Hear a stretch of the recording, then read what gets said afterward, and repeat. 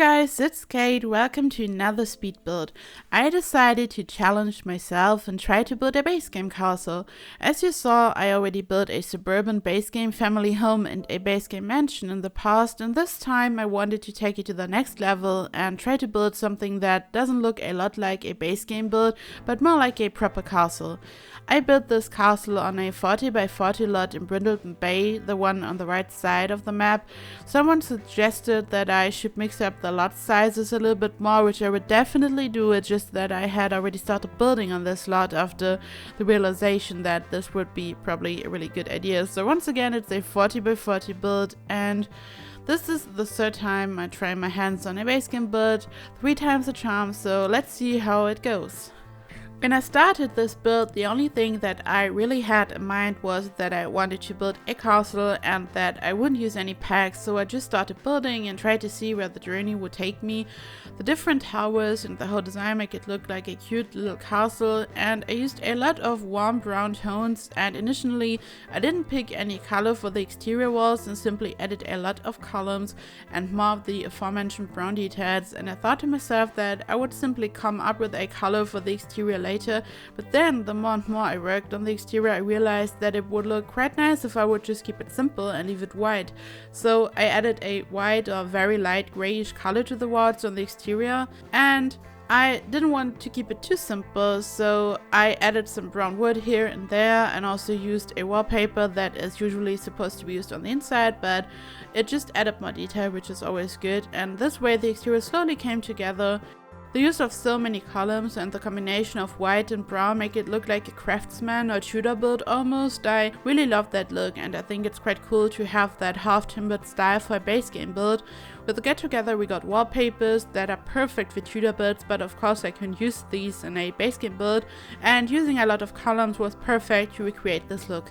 This build might give the impression of multiple buildings being on one lot, as in having completely separated buildings united in one build, but it's actually just one cohesive building, which was very important for me because builds that consist of multiple individual buildings are usually not that manageable, because your sims have to walk long distances and have to leave one building to enter another building, and in case you're playing with seasons, they even have to walk through the rain and snow and all that jazz. So I made sure that it's just one single building that looks like multiple buildings on the outside. In the past I built huge villages and I love these kind of builds, but for this castle I wanted to make sure that it's not like that. And this way it's very manageable and fun to play with this build, but it looks very complex and like a castle, I guess. The bottom is supposed to look like it's partially built inside a mountain, which is why I used a fair amount of sidestep rocks on the left and right side, and it's where the kitchen, dining room, living room, office and bathroom are located. The building on the right side is the entrance area and the staircase. You can enter the house at the bottom, go upstairs to access the outside area, and the buildings on top on the left side include 2 bedrooms and 1 bathroom, which brings us to a total of 2 bedrooms and 2 bathrooms. It's connected directly to the bottom by stairs, and I think that this house or castle is pretty much average sized for a sim family with 1 or 2 kids. And here I'm still in the process of adding a lot of columns, a lot. These actually look like they're made out of stone when you take a really close look, but from afar they look like wood, which is exactly what I was going for. As I said, I didn't even know into which direction this build would be heading when I started building, and I think I might have channeled some of my German ancestors that might have lived in Bavaria or something, because this really does remind me of a cute German castle or something that you might see in the south of the country in a small village. It's really scenic and definitely has a German vibe to it, I think. I only visited the south of Germany a couple of times, and when people think of Germany and German culture and architecture, they usually have that very stereotypical view of half-timbered houses, pretzels and beer and the Oktoberfest and all that stuff, but while beer is something that is indeed vastly popular in the whole of Germany, all the other things are usually just characteristic for Bavaria or other southern parts of the country. As you can see, I used a lot of shelves to add more details to the outside, and I also used this wall decoration that looks like a little window. I sized it up and used it to add an additional frame to the windows, which makes the exterior look a little more complex. The one thing that is probably most special about this build are the huge grey columns that I added to the corners of some of the buildings. For this I used a debug object that I stumbled upon while going through them that I dramatically sized up. Originally it's so small that you can barely see it when you place it on the lawn, like for real it's really small, but when you size it up the shape is just perfect for this kind of build in my opinion. I was going for a castle wall kind of look, the one that usually tapers a little and is used for castles that sit on top of a mountain, maybe you know what I mean.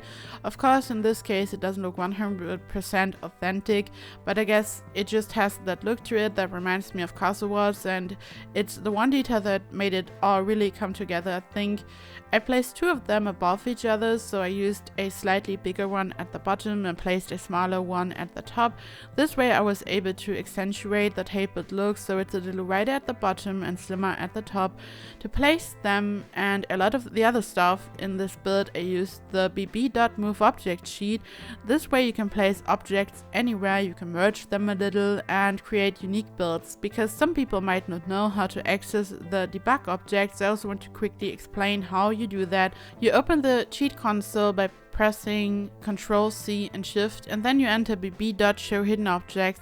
Then you go to search, enter debug, click on it, and there you can find various debug objects, and a lot of them make for a unique decoration and you can just be creative and have some fun with it. Obviously I used a base game debug object, so if you're looking for this one you should simply filter for base game, you don't have to, but if you own a lot of packs it can be a little bit confusing, and this way you can find it very quickly. The other two elements that stand out in this build are the round flower bed and the curve path. Here you can see how I'm working on the flower bed right now. I made tutorials about both things in the past and I will link them in the description box, both for the curve path and the flower bed, but I will also quickly explain how I built both. For the flower beds I again used a debug object. It looks like a little brick. I don't even think that it's supposed to be a brick, but it reminds me of one, so that's what we call them here. And I sized it up and placed every single one individually and rotated each one ever so slightly to create a nice curve.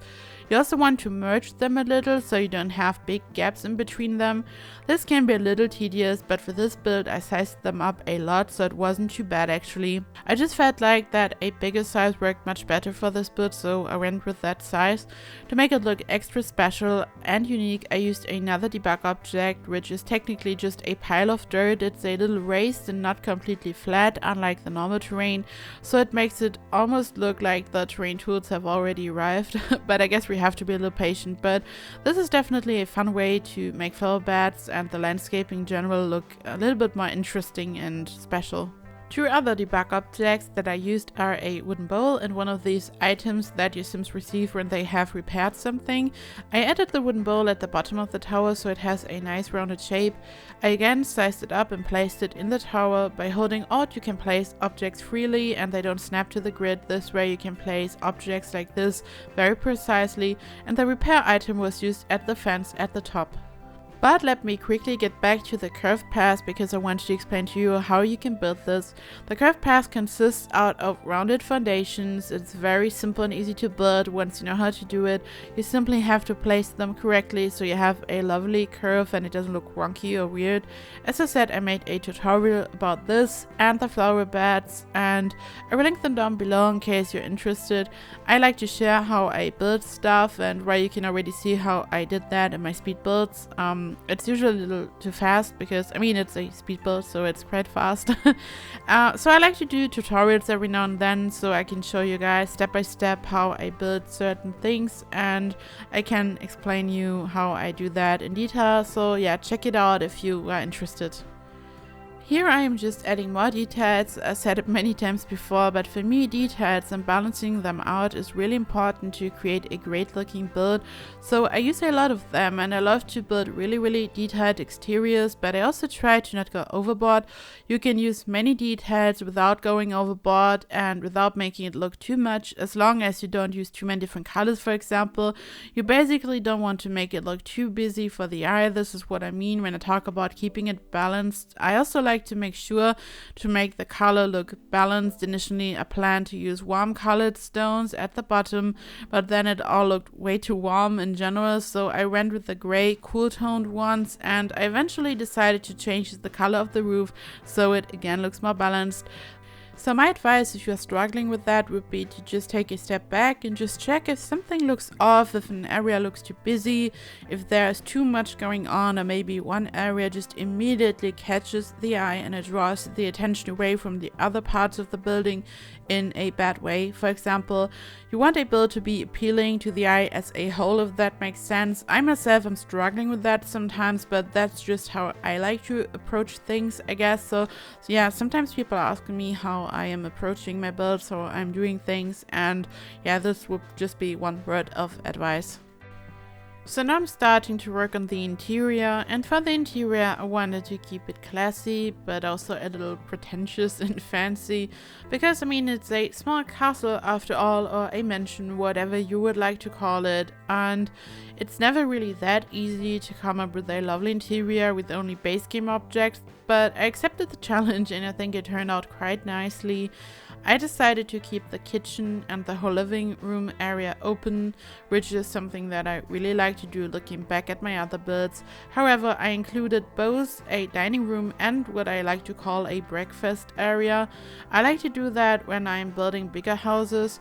This way you have a everyday kind of area where you can eat your breakfast in the morning, but also a more formal official dining area for dinner in the evening or when guests are coming over. Sims probably really don't care, but I like to keep it realistic for some things, and I think it's a nice addition. I added a little office area to the living room so your Sims can use the computer. There are 2 pianos, bedrooms. So as I said, there's only one kids room in this house, and I oftentimes like to include one pink and one blue kids room just to offer both very common and very popular versions. But in this case I went with yellow because there's only one and yellow is a neutral color. Of course you can simply change the color, but I felt like yellow was also generally a good choice for this build because I went with a warm color scheme on the exterior and interior, so yellow fits right into this color scheme.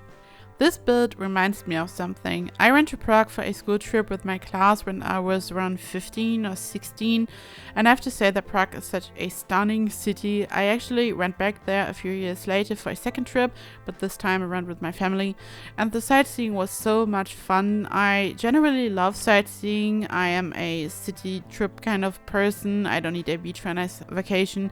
However, there's a castle in Prague, and as I mentioned before, the tapered grey columns remotely reminded me of castle walls, and I specifically had to think of the castle in Prague, and oh my god, the first trip there was so crazy. We drove there in a tour bus, I guess you call it, and it took between 14 to 18 hours, I don't remember the exact time. And we were all so drained and tired from that long trip. I once heard the saying that for Europeans 1,000 miles is long and for Americans 1,000 years is long, because the US is such a huge country but it hasn't been around that long, while in Europe countries are quite small but have been around longer. So for us Europeans in that bus for 14 to 18 hours it was too much. And when we arrived we left the bus and stood in front of this huge 19-story Soviet architecture building in the shape of a huge cereal box that had been around for a long time, and it was honestly in a bad shape. And immediately after, right next to us, an orange hit the ground, exploded, and some of us were hit by the orange juice, I guess you could call it, because some idiots who were on a class trip there as well thought it would be a good idea to throw down oranges from the, I think it was the 15th floor or something. It was really dangerous, honestly. I mean, imagine being hit by an orange from that height. And the whole hotel was just crazy because there were so many school classes and it was way too big for the teachers to keep an eye on everything and everyone. I want to say though that I'm not dragging that wonderful city. Bad hotels exist everywhere, and I honestly don't know why our teachers did that to us. Here I am furnishing the master bedroom, and as you can see at some points of the building objects are clipping through the wall. You can see how this happens here with the wooden bowl, and also at the bottom the columns are visible through the walls, and wherever this happens, I built a room around it to cut off the actual house from these objects, so when the walls are up it all looks nice and neat, so I made sure that nothing is wrong here.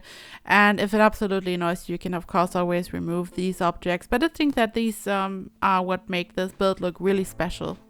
Yeah, so all in all, it was a lot of fun to build this build. In the past I built a lot of huge builds, as I said, and maybe if you have been around for a little longer you might know that. I built a huge Tudor village, for example, and where this build is compared to that, very small. I mean, it's on a 40x40 lot, and I built the Tudor village and the Japanese village and that stuff on a 64x64 lot in Brindleton Bay, I think it was, in Windenburg. Where this build is so much smaller, I think that it still has this kind of feel to it because there are multiple buildings, even though, as I said, they are connected and it's one building, but it looks like multiple buildings, and I really enjoyed building this. So this is it, this speed build is coming to an end. As always, I have included screenshots and floor plans at the end of the video, and if you want to download this lot in the gallery and use it, you can find all the information in the description box. All my builds are playtested, so I make sure that no pairs are blocked, for example. You can also find my Twitter and Facebook link down below in case you're interested. You can also follow me for updates if you want. Thank you so much for watching, I really appreciate it, and if you enjoyed the video, please like and subscribe, and I hope to see you in the next video. Bye bye!